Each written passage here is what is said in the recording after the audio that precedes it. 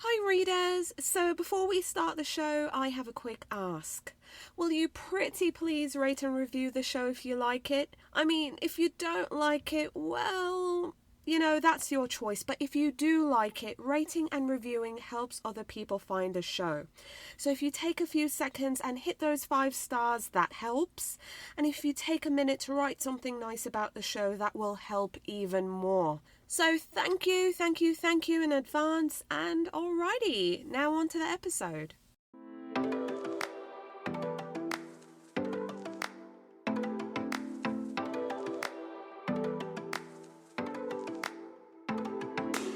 Hello, I'm Victoria from Biblio Lifestyle, and you're listening to the Reader's Couch podcast, the show that will help you bridge the gap between living a full and busy life to one where you're reading, learning new things, and having fun. Today on the couch, I'm excited to welcome author Janice Hallett to talk about her latest book, The Twyford Code. In the novel, we meet an ex-con who is trying to uncover the mysterious connection between a teacher's disappearance and an unsolved code in a children's book. Janice also gives us lots of book and bookstore recommendation, plus we talk about lots more. So let's get into the episode because I can't wait for you to listen to my chat with author Janice Hallett.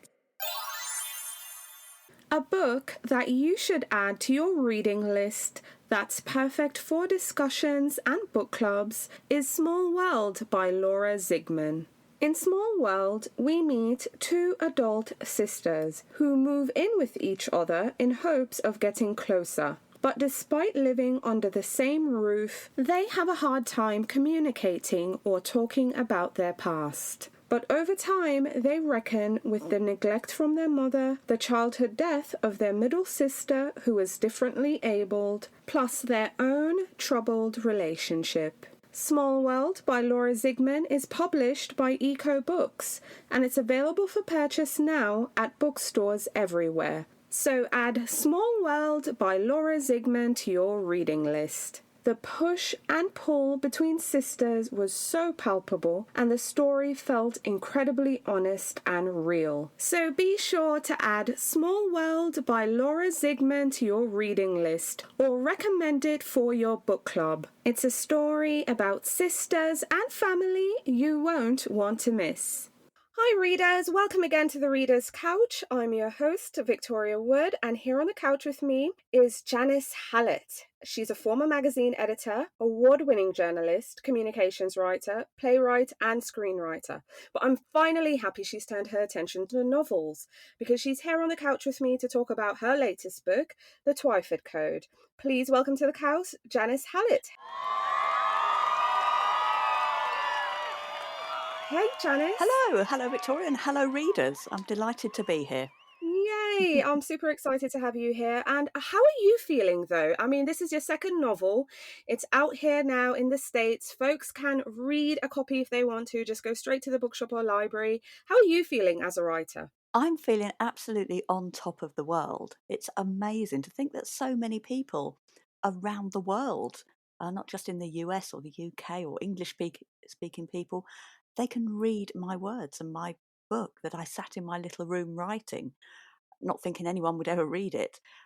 That's just an incredible mind-blowing thought. So yeah, I'm on top of the world, thank you.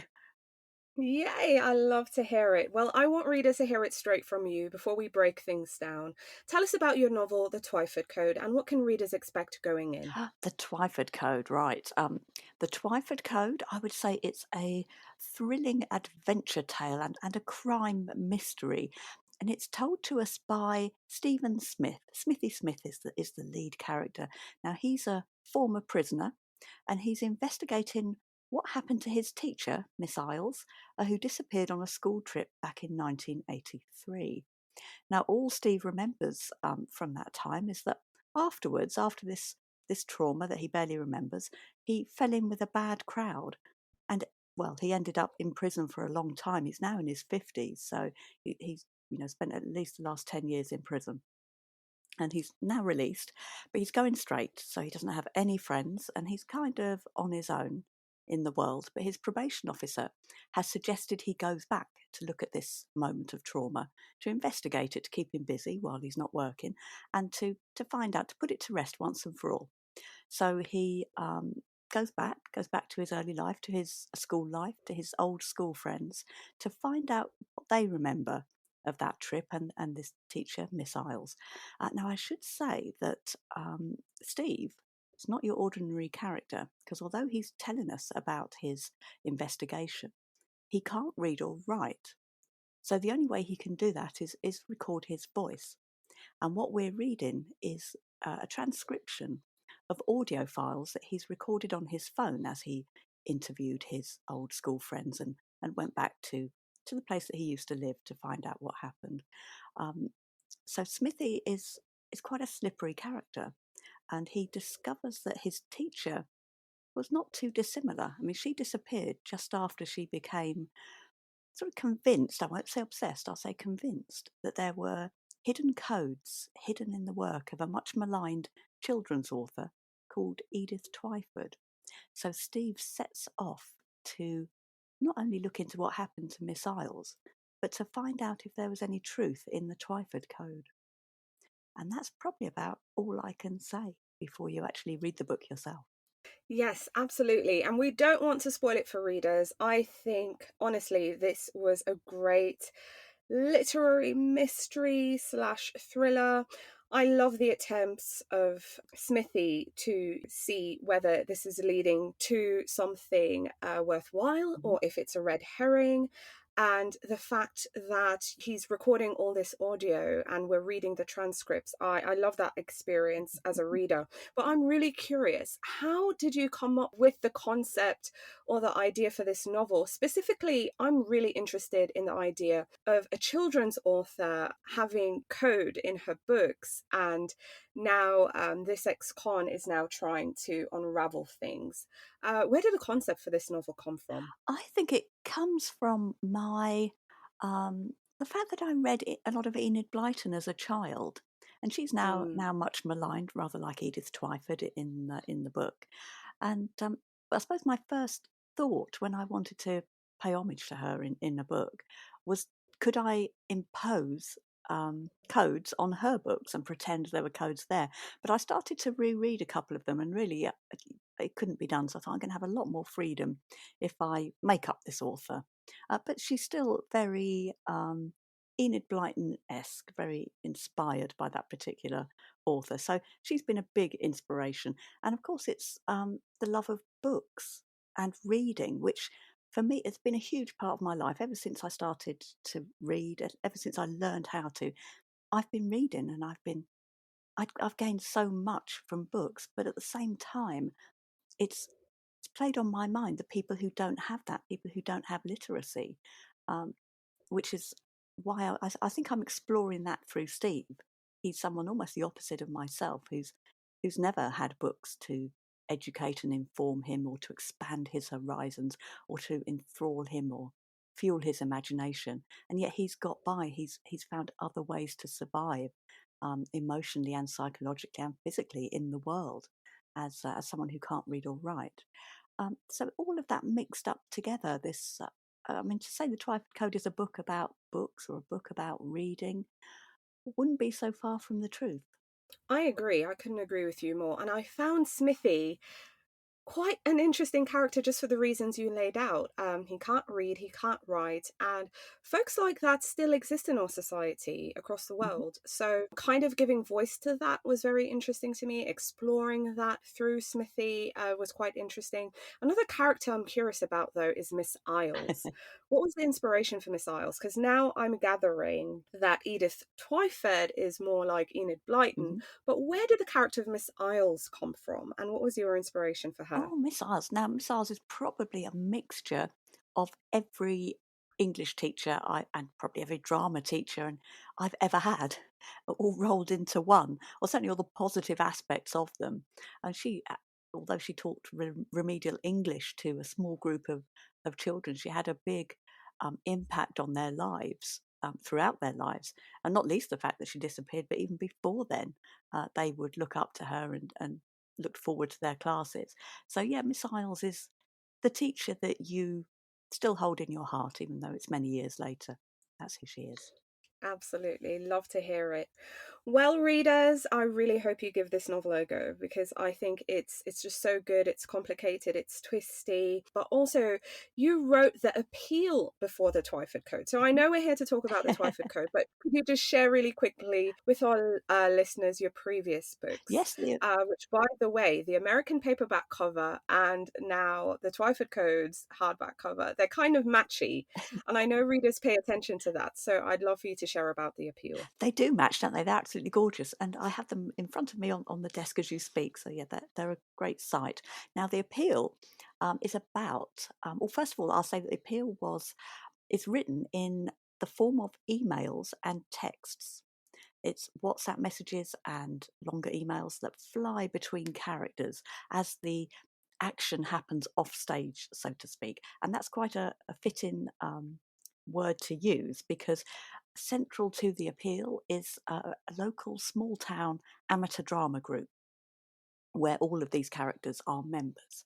And the appeal centres really on a few characters. It's a big ensemble story, but at the centre of them all is a couple, and that's Sam and Kel. And they've just come back from humanitarian volunteering in war zones. They're both nurses, and they've spent the last 10 years dedicating their lives to saving lives in these terrible conflict-ridden places.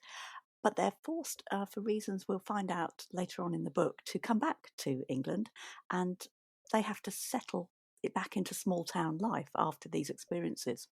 And in an effort to do that, they join the local drama group at the suggestion of their colleague Izzy, who's another nurse at the hospital they work in, and they try and fit in. They make the most of this, trying to get back into life with very small horizons around them. Now, they're not at the drama group very long when the leader of the drama group, their granddaughter, is diagnosed with cancer, and a campaign is started to buy her treatment overseas. Now, Sam and Kel look at this particular community and they see it through different eyes, and they think there's something awry with this particular appeal. Now, are they seeing something that's not there because their experiences are so different? Or are they seeing something that no one else can see? That's the central thought. And around them all, we have this hubbub of emails and texts that are gossiping and surmising and thinking what might be happening all around this central story. So the appeal is a really big ambitious story with a murder mystery at its heart. And well, the success of the appeal has been extraordinary. So I know people do get it and do Mhm.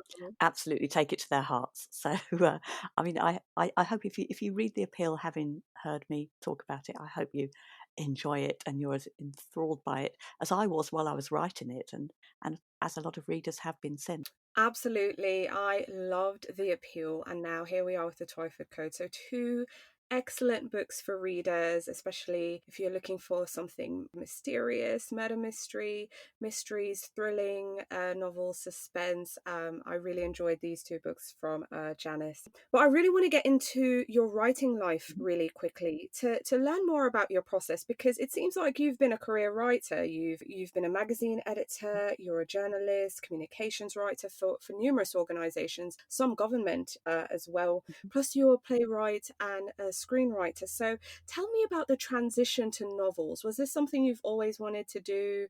And how is it writing a novel different from, saying, a screenplay or a speech or something? I have kind of always wanted to do it, and in fact, I did write the the novel that we all write when we're in our late teens, and it's really agonising and full of angst. So I did get that out of the way, but then I moved on. That novel no longer exists, by the way, thank goodness. And it was the days before the internet, so I'm very thankful for that. But no, I'd kind of veered off the path then from novels into my day job. I suppose that took over for a good many years, about Mhm. 15 years. I was a journalist for a beauty retail magazine. And it was after that that I started branching out. I gave up the day job because I totally burned out of it. And I started exploring other kinds of writing, more creative um, types of writing that were, yes, more fulfilling, slightly more difficult to do as a career. Certainly playwriting and film writing were. And that's where, when I took up civil service communications, which is speech writing and features for governmental publications, reports. It sounds like it might be interesting. A lot of the time it was fairly mundane and about subjects that, if you read one paragraph, you were doing well because it's quite turgid sort of government stuff. But I would write all of those, and yeah, that's kind of I don't know, where did I go in from there? I'm trying to think back in my career. So I did the kind of yeah, I took an MA in screenwriting. That was a big turning point, because while I was doing that, I sort of hooked up in a sort of professional way with Carl Tibbets, who was a director, and he had a film script that he'd written, but he was finding trouble getting it off the ground, and he was looking for a writer to polish it up for him and rewrite it really. I came on board with that and stayed, really. I mean, 3 or 4 years later, that film was filmed and released in 2011. It's called Retreat, and it starred Tandy Way Newton, Cillian Murphy, and Jamie Bell. So we had a great cast. It was one of the last low-budget thrillers that the British film industry created. There was a whole generation of them. Films like The Descent, what other Severance. We've got quite a lot of edgy, sometimes quite violent, but very innovative thrillers that we produced here in around that time. So I had that success, and after that, didn't get a whole lot. I had the odd play on London's new writing circuit, and I was trying to write for TV. That this is where the novel writing came in. I was trying to get into TV. I was writing spec script after spec script, and the years were rolling by, and I really wasn't getting very far. But I ended up being mentored by Cameron Roach, who was at the time assistant head of drama at Sky TV here. And I was giving him this same talk saying, I've been writing spec scripts year after year and I'm not getting anywhere. I've got loads of ideas and I really want to get them out there and it's not happening. And it was he who first suggested that I write a novel as a way to get that idea out and potentially then to write the script for it. And I went away and I thought, well, has he just told me to give up, script writing that I've been trying to do for 10 years? Or is that a really good idea? So after thinking about it for a while, it transpired that was a really good idea because I'd been doing the same thing for year after year and getting the same results and I wasn't getting anywhere. So I had nothing to lose. So I shut down my final draft document on a new idea called The Appeal, and I opened up a Word document and I started writing that idea as a novel. And that's why The Appeal came out really as voices. It's voices writing emails, people talking to each other, because I come directly from script writing, where dialogue is so important for delivering character. So that's where The Appeal came from, and that's where my novel writing career came from. Just that one decision to act upon the suggestion. Um, it's all sprung from there. So it's quite a story. Quite a story indeed, and I'm so happy you shared that with us. I mean, sometimes it's just that one thing, that one turning point, I think we all need to kind of bring things back around full circle. But if on that token, though, if you could tell your younger writing self anything, what would it be? Enjoy the journey, enjoy the process, and enjoy what you do. You have to enjoy writing and not be bogged down by lack of progress or the feeling that you'll never make it, which is what bogged me down for years. I mean, I would be, in despair at the fact I hadn't got anywhere with my writing. But you kind of have to put that aside and not let that show through to the writing. Enjoy that writing, whether it's going to be read or not. And that's what I tell myself, enjoy it. Love it, love it. Okay, so before we move on, I want to know, are you working on any other books? Can we expect something else in the future? What can you tell us? Absolutely. I'm definitely writing on another book. I'm writing my fourth book at the moment. It's called The Examiner. Because here in England, my third book is already out. That's called The Mysterious Case of the Alberton Angels. And my fourth book, The Examiner, that I'm just kind of finishing the first draft of at the moment. That'll be out next year here. Um, so yeah, that's quite exciting. It's at that particular exciting time where I finished that first draft and I finally know what it's about. So that's feeling quite good at the moment. Yay, love it. And if any of my listeners, which I know you are, a bit like me, you might just head on over to Blackwell's and order a copy of that book because they ship to America for free. Ooh. So, yay. All right. So, I want to get into your reading life because even though I know we're here to talk about the Twyford Code, we want to know what you're reading as well. And we can't get enough of those book recommendations as readers. Mhm. So, tell me about the last book that you finished reading that you'd now recommend. Oh, easy. It's called The Niger Wife, and it's by Vanessa Walters. It's a fabulous, it's a murder mystery. Yep, it's a thriller, and it's set in Nigerian high society. So it's these lots of ladies live in this gilded cage, and one of them disappears. And her aunt, who's a straight-talking Londoner, is in Nigeria to find out what happened to her niece, and it's fabulous. The Niger Wife by Vanessa Walters. Ooh, love Mm. it. Now, I know from earlier on you mentioned Enid Blyton, Hmm.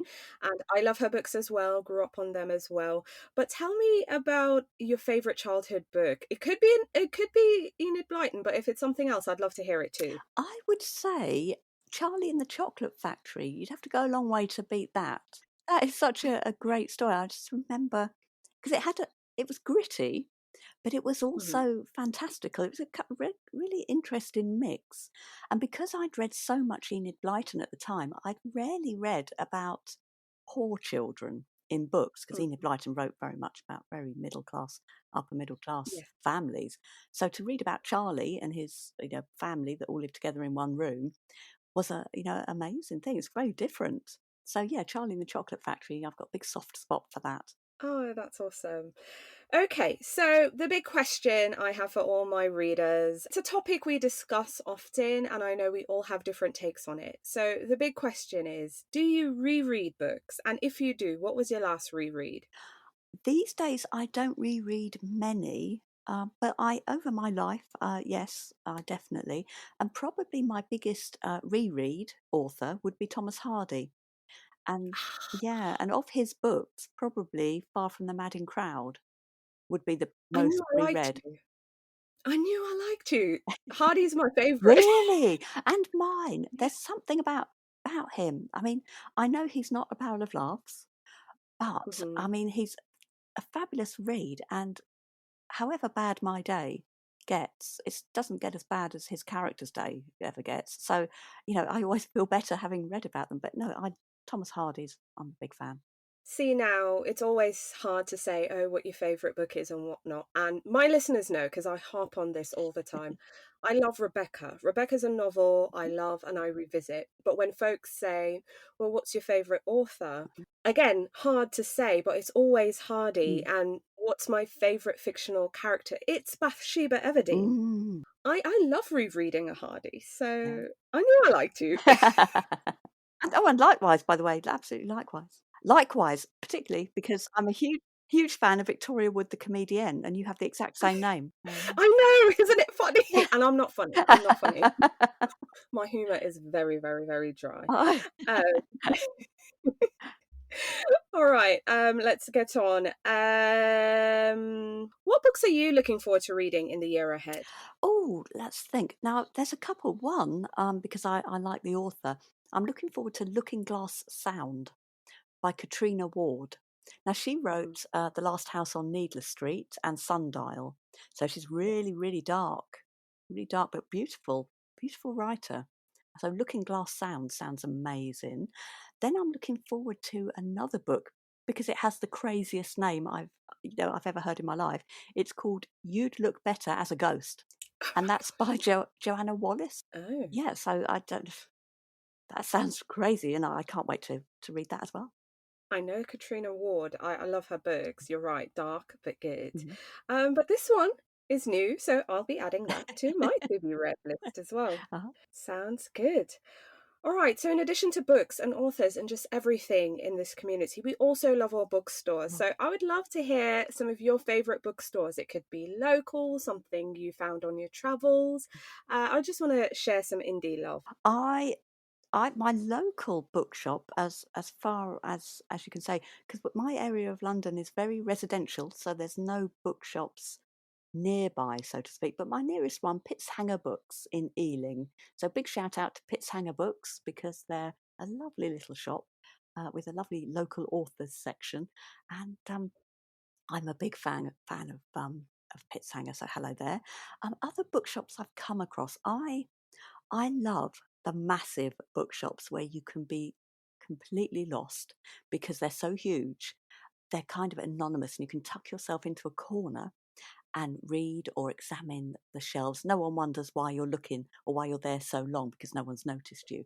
So I love those. I mean, there's Foyles here in London. We've got the big Waterstones on Piccadilly, the really big stores. I'm a big fan of just losing myself in there for hours. Absolutely, love it. Okay, so let's get back to your novel, The Twyford Code. Again, I know you've done your job, you've written it, you're already working on another novel, which is amazing. But for us here in the States, the book is fairly new. What reactions are you hoping for, or just some thoughts you're hoping readers might have after they've turned the last page? I hope it provokes debate and thought about some of the issues inside it. I mean, primarily, I hope it's entertaining and that it entertains people and captivates them for the time that they're reading it. That's my job done, really. If they can't put the book down, that's the novelist's job, and I'd love to hear that. Whenever I hear that on Twitter, I just have a little bit of a moment. What else? I like getting people to think. It's not a prerequisite. I like people to engage with the character, to perhaps think about those people who can't read and how they get through life. At the back of the book, in my acknowledgements, I mention a statistic that I came across during my research, and that's the fact that 50% of people in UK prisons are illiterate or struggle with reading. Now, I don't think it's any different anywhere else in the world. I think that's going to be pretty much the same, and it's sobering to think that. And there's got to be a connection. So I'd like people to think that, but I'd like people to be full of hope at the end of the book. Amazing. I love it. Janice, thanks so much for coming on the show and speaking with me. It's been an absolute pleasure. Oh, it's been an absolute pleasure for me, Victoria. Thank you so much.